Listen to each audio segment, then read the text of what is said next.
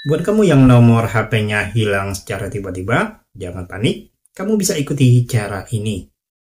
Buka pengaturan HP-mu, scroll ke bawah, pilih Google, klik di bagian atas ini, kemudian pilih kelola akun Google, geser, dan pilih orang dan berbagi.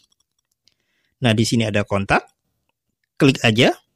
Kamu bisa pilih kontak atau nomor mana yang mau kamu pulihkan dengan cara tekan dan tahan kontaknya, lalu contreng.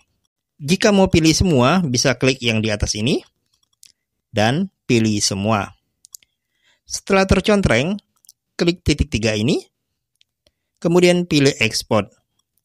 Di sini pilih aja VCAT, lalu export. Kemudian buka filenya, pilih ponsel, klik hanya sekali, lalu kontak tadi yang kamu pilih mau taruh di mana, di Gmailmu atau di perangkatmu. Ya, sangat mudah kan? Selamat mencoba, salam trik and trik.